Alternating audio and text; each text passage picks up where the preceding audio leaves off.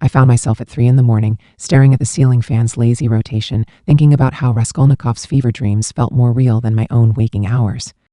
There's something about insomnia that makes you understand murder, not the act itself, but the peculiar logic that precedes it.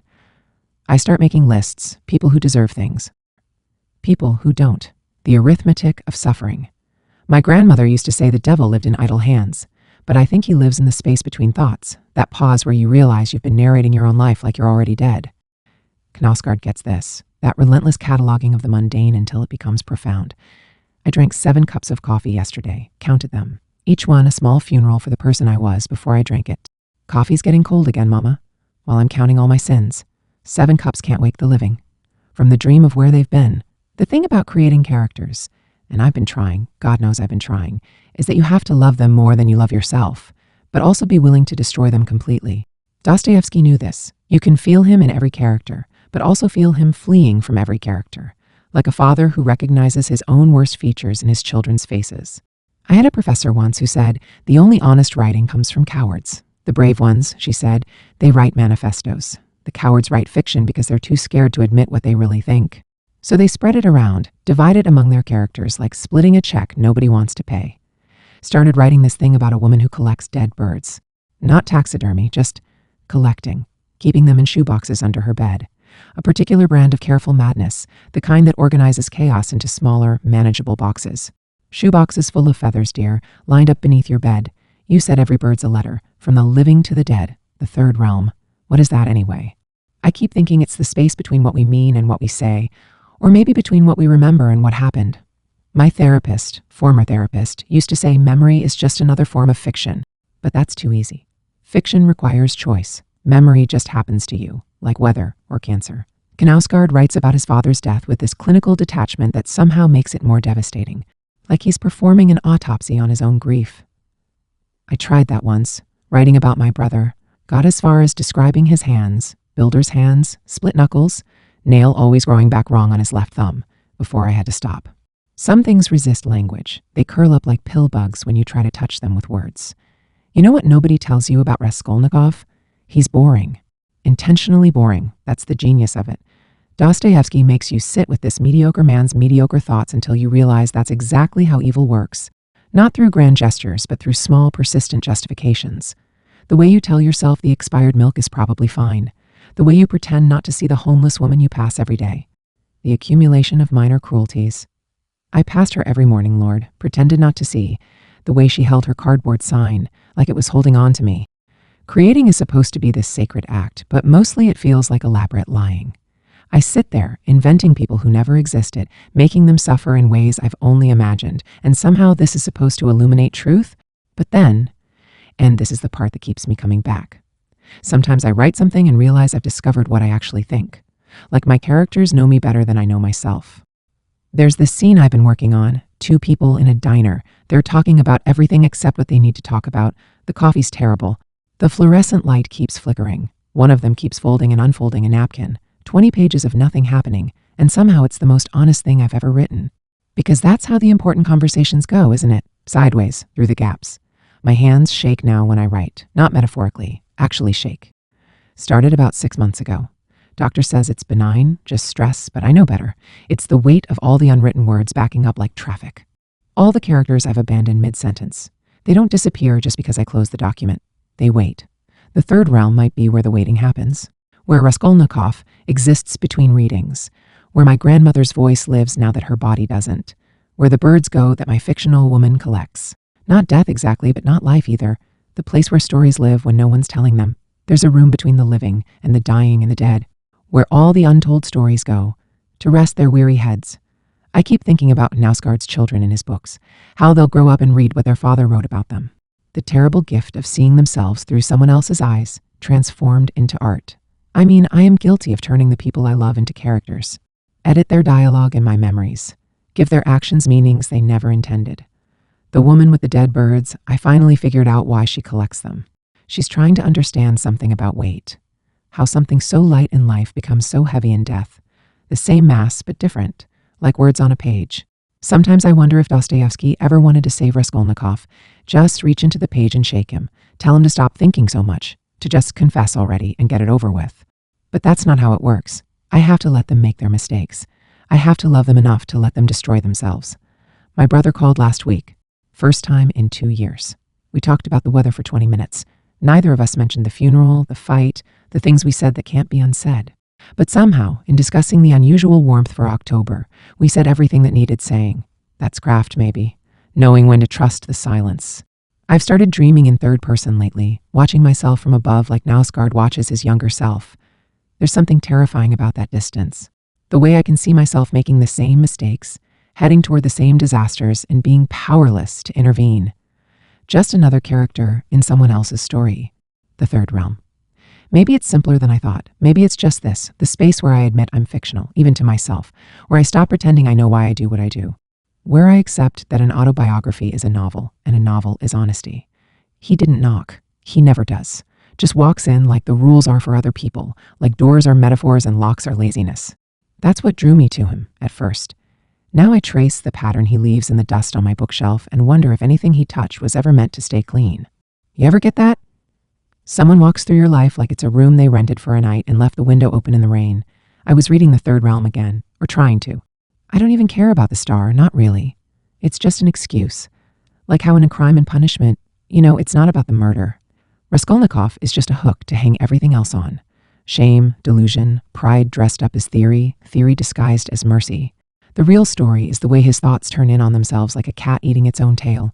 And Knausgaard, he's worse. He lets the rot breathe, lets it in through the cracks. He gives you all the angles, like he's trying to triangulate something unspeakable, and always falling a few inches short. The things his characters don't say scream loudest. You ever notice that? The silences between Arn and Tove are filled with mold. I can smell it. I think it lives in my own walls now. Here's what's honest, though. I don't know what I'm doing either. I sing songs about people I don't talk to anymore. I pick at scabs I dressed up as metaphors in the last album. That's what we do, isn't it? Cut something open and call it a chorus. Like this one.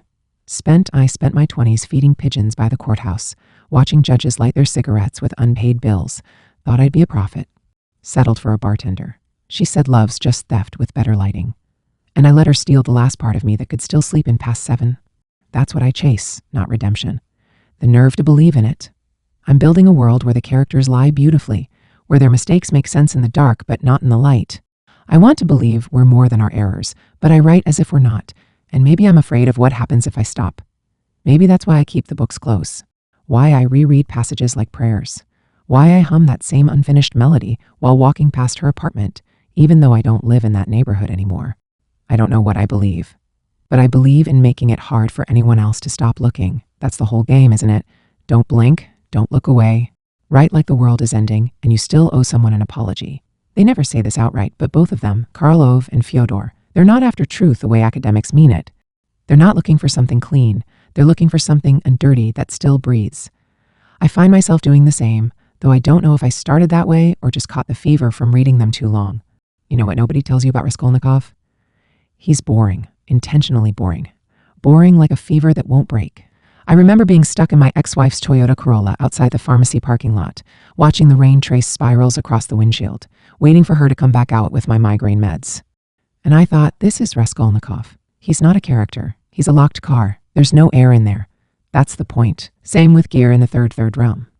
You're meant to feel like you're overhearing a conversation you shouldn't, not because it's scandalous, but because it's so intimate in its disorientation. Like watching someone wipe blood off a spoon and still stirring their coffee with it.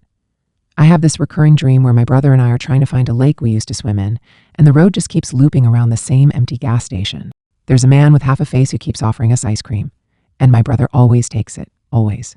That's the part that breaks me. He always takes it. It's not about the grotesque or the surreal. It's the repetition. That's what both of them understood. Suffering isn't always loud.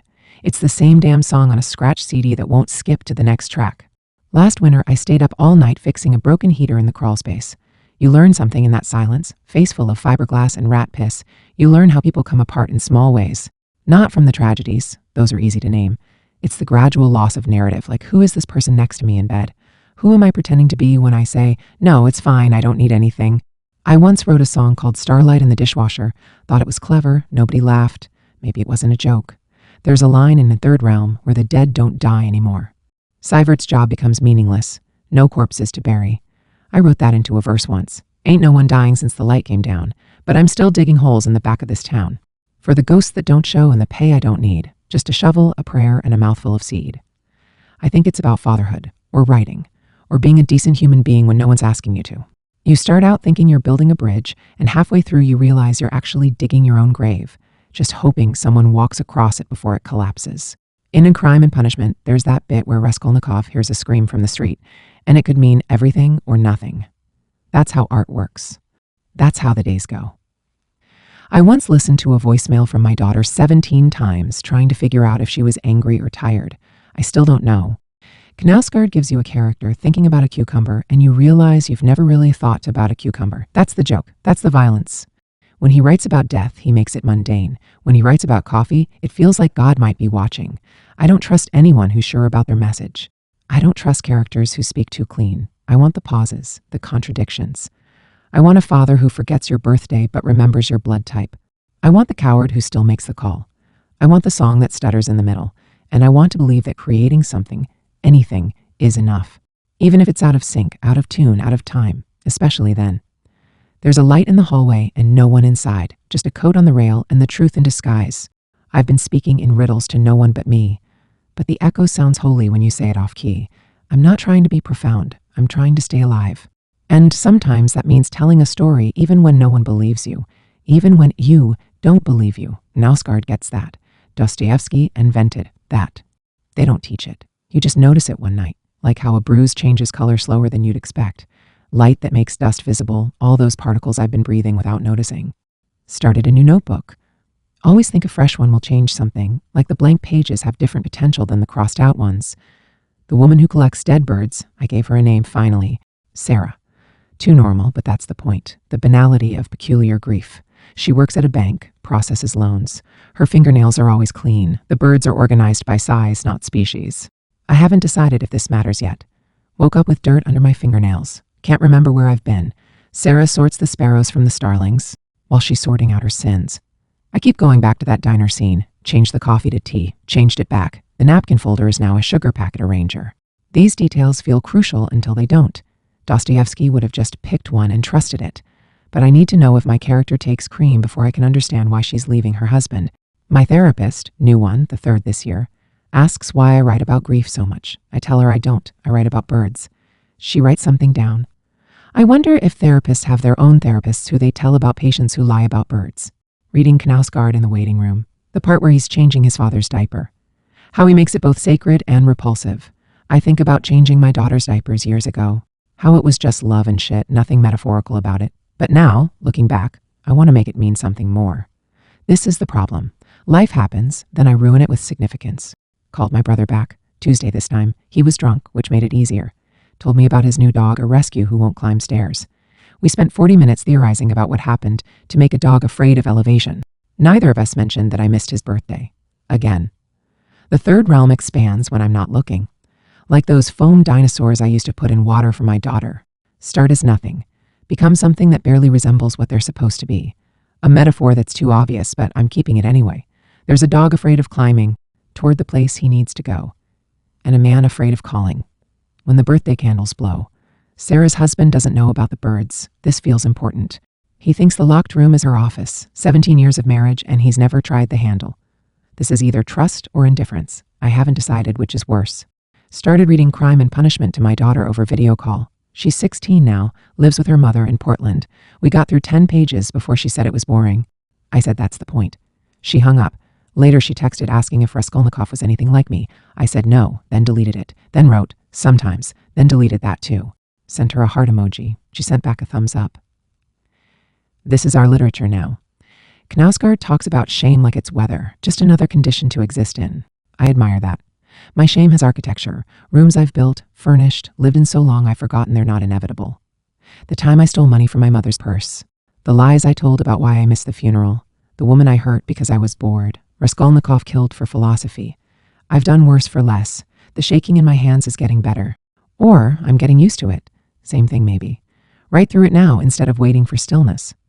Sarah notices her hands shake when she picks up the smallest birds.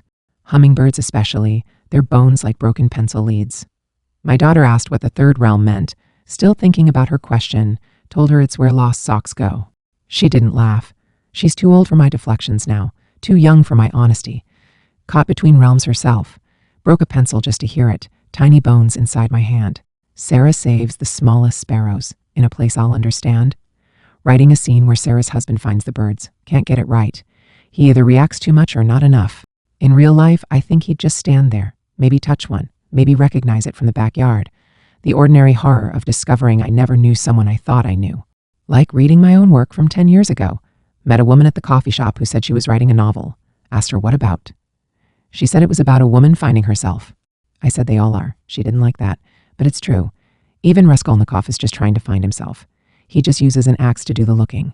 The thing about Dostoevsky, he never flinches. Lets his characters be exactly as awful as they are. I keep saving mine. Little redemptions I sneak in. Sarah volunteers at the animal shelter. Her husband donates to charity. These consolations I can't resist. But real people don't balance out. They just accumulate. My mother called. Wants to know why I write such dark things. I told her about Sarah and the birds. She said, why can't you write about someone who collects stamps? I said I am. She didn't understand. Neither did I, until later. The birds are stamps. The stamps are grief. The grief is just organizing the unbearable into smaller boxes. Learned about prayer through organizing. Everything I couldn't say. Learned about death through tiny boxes. Where the gone things go to stay. The diner scene is now 80 pages. Nothing has happened except everything. They've moved from coffee to pie. The pie is terrible. They eat it anyway. This feels like the most honest thing I've written about marriage. Not mine. I was never married long enough for terrible pie. But the marriage I imagine having survived. Knausgaard makes breakfast for his children, and it takes 40 pages. I make Sarah count her birds, and it takes 3 sentences. This is the difference between confidence and fear. He trusts the reader to wait. I'm terrified they'll leave. My neighbor died last week. Natural causes. I've been watering his plants while his daughter figures out what to do. The plants are dying anyway. I water them more. They die faster. There's a lesson here, but I refuse to learn it. Sarah starts leaving the windows open. Birds fly in. Live ones. They see the boxes and leave, or that's what she tells herself. Really, birds don't care about their dead. Only humans are sentimental enough to think everything needs witnessing. Sometimes I dream I'm a character in someone else's novel. Background mostly. The man at the bus stop in chapter 3. The neighbor who complains about noise. It's peaceful, having someone else decide what I mean. There's peace in being written, by another person's hand. A background figure waiting, in someone else's promised land. The woman from the coffee shop sent me her first chapter. It's about a woman who collects vintage typewriters. Each one still has a page in it from its last owner. I want to tell her she's just writing about birds with different feathers. Instead, I tell her it's interesting. We're all collecting something we can't name. My daughter's reading Crime and Punishment on her own now. Texts me questions at odd hours. Why does he visit the pawnbroker so many times before? I write back, same reason I've written that diner scene 80 times. She sends a question mark. I send back, fear disguised as preparation. The third realm grows. Sarah's husband finds one bird, just one, a cardinal in a shoebox marked Tuesday. He puts it back, never mentions it. This is either love or cowardice. In fiction, I get to decide. In life, it's usually both. Finish the diner scene. They don't talk about what matters. They pay separately. One leaves, then comes back for forgotten gloves. The gloves aren't really forgotten. Nothing is ever really forgotten, just temporarily misplaced. Like the third realm. Not lost, just waiting somewhere between what happened and what I'll make it mean. Started teaching a writing workshop. First assignment, describe a room in your house without saying what you feel about it. Every single student wrote about their childhood bedroom. Nobody currently lives in their childhood bedroom. We're all time travelers, but only backwards. Sarah realizes the birds aren't dead. They're just practicing. For what? She doesn't know. Neither do I. This is where Dostoevsky would know. He'd have known from the first sentence. I'm on page 200 and still discovering. Still afraid to decide. Everything's just practicing for something that it doesn't understand. Like birds that fold their wings up. In a shoebox in a hand. The tremor in my hands comes and goes now. Tied to weather, maybe. Or honesty. Worse when I'm writing closer to truth. Sarah's hands are steady until she tells her husband about the birds. Then they won't stop shaking. He holds them anyway. This might be the whole story. Shaking hands being held. My brother builds houses. I build characters. Same thing, except to stand up. His last project, a family with 6 kids. Separate bedrooms for each. I asked him how he knows what they need. He said you just add rooms until the money runs out. This might be how I write too. Add pain until the page runs out. Reading Knausgaard while waiting for my daughter's call. The part about his grandmother's death. How he makes it both specific and universal. I think about Sarah's grandmother, who I haven't written yet. She collected buttons. This feels too neat, too parallel. But families repeat themselves in the strangest ways. The workshop students want to know about plot. I tell them about Raskolnikov walking around thinking. They want more. I tell them thinking is plot when you do it hard enough. They look at me like my daughter does, like I'm being difficult on purpose. Maybe I am. Sarah lets all the birds go. No, that's wrong. Sarah keeps them forever. Also wrong. Sarah discovers they were never birds at all, just her way of counting days and something I haven't decided yet. Getting warmer. The truth is probably that Sarah is me and the birds are words, and this metaphor is getting heavy-handed, but I can't stop now. Saw the woman from the coffee shop again. She's added a subplot about the typewriter collector's sister who hoards newspapers. I want to say we're all writing the same story. Instead, I buy her coffee. We talk about anything except writing. This feels like progress. 3 a.m. again. Different ceiling fan. Hotel room this time. Teaching at a conference about the danger of autobiographical fiction. The irony is intentional, but nobody mentions it. I talk about Knausgaard like I understand him, like anyone can understand someone who understands himself that precisely. In hotels, I'm not anyone, just shadows on the wall. In stories, I'm not anyone, just waiting for the call. My mother sends me articles about happy writers. Look, she says, this one writes about gardens. I don't tell her about the bodies buried under those fictional roses. Every garden is a graveyard if you dig deep enough. Ask Dostoevsky. Ask anyone who's ever held a pen. Sarah's husband starts collecting something too. Haven't decided what. Maybe silence, maybe space, maybe nothing, which is its own kind of collection. The absence of things taking up more room than their presence ever did. The conference wants me to define autofiction. I say it's lying that admits it's lying. They want more. I say it's Knausgaard changing his father's diapers while thinking about Proust. They write things down. I wonder what they'd write if I told them the truth. It's just fear wearing the mask of honesty. Daughter calls during the panel on the modern Dostoevsky. Says Raskolnikov reminds her of her math teacher. Explains the theory in detail while I'm supposed to be listening to someone compare crime and punishment to Twitter. She's right about the math teacher. We're all murderers in our minds. Flying home. Sarah sits next to me. Not really, but the woman in 23 Billions is reading my book. The one before this one.